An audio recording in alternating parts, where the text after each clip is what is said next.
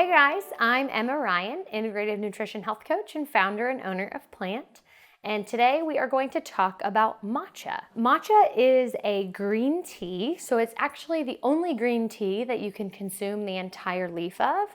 So it's ground into a really pretty bright green powder. It is highly caffeinated.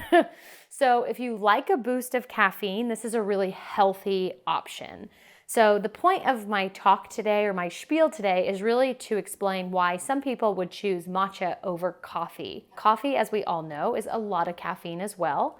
However, it is pretty acidic and it can hurt our adrenal glands, and it can just be a little bit toxic depending on how much we consume and a lot of other factors. So for those of you looking for a caffeine boost, I would encourage you to at least try matcha. Subbing out matcha for coffee can be a better option for some of us.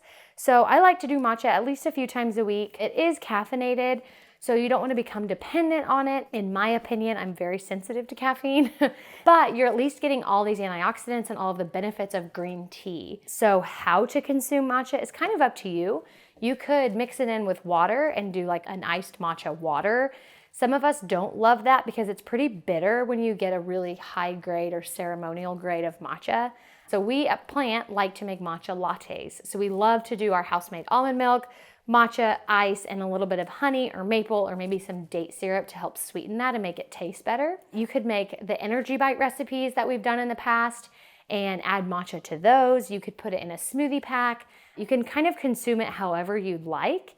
But just know that when you are consuming matcha over coffee, you're getting a boost of antioxidants that you normally wouldn't have gotten with that caffeine, and you're helping support your immune system as well as a number of other things. So if you haven't tried it already, I would encourage you to be sure to give matcha a try. Come to Plant, try one of our matcha lattes, see what you think, and then maybe get some for your home use. But be sure to comment below, let us know what you learned or what you'd like to know more of when it comes to matcha or caffeine in general, and I will see you next time.